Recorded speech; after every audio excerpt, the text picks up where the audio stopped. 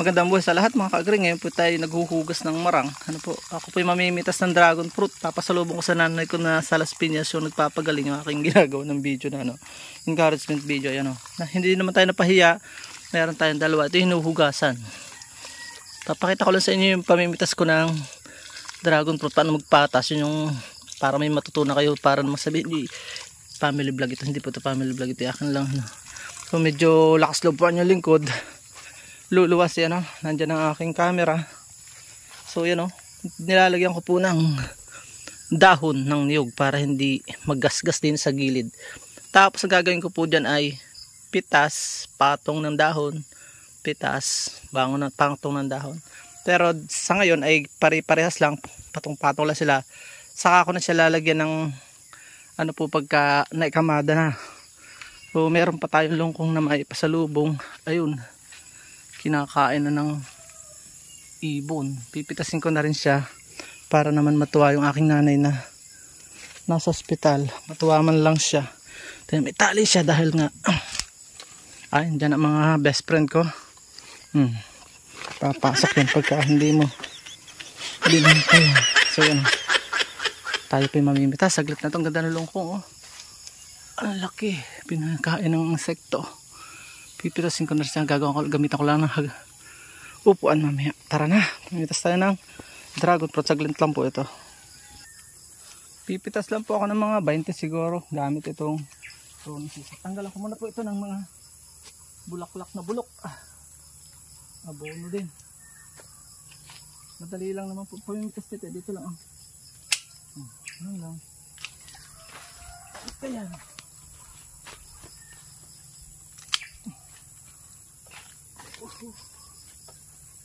Ito. Thank you Lord. Ilalim at ibabaw. Meron agad tayong 3. Mamimigay na rin ako sa aking mga tumulong kay tatay sa amin sa pagpapaspital.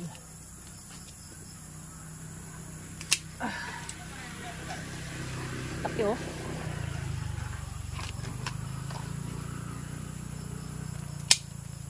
Huwag niyo pong tatanggalin ito.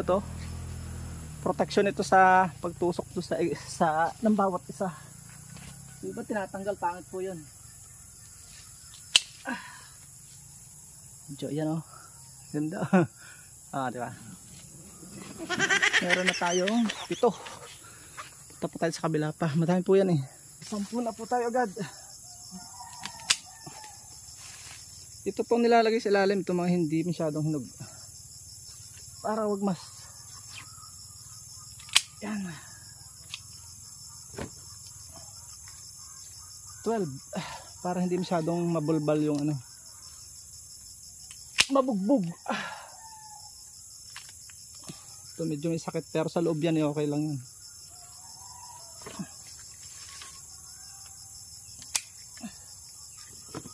Ano 14 na 14.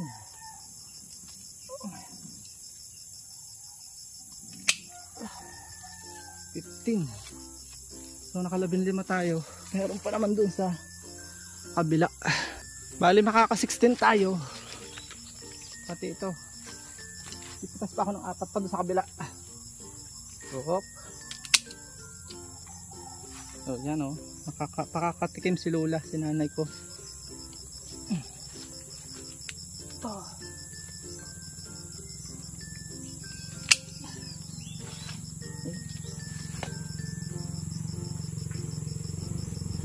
Ito sa isang araw na papa-override ko.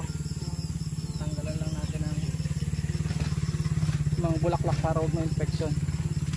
So yun, may natutunan po tayo. Mamaya po ako mamimitas pa ng avocado. Dadagdagan ko pa po ng iba-iba pang prutas, avocado, uloy. Paalam and God bless. Ang pagpapake po ulitin ko, sa ilalim yung hindi masyadong hinog, sa ibabaw yung hindi hinog para hindi mabulbog.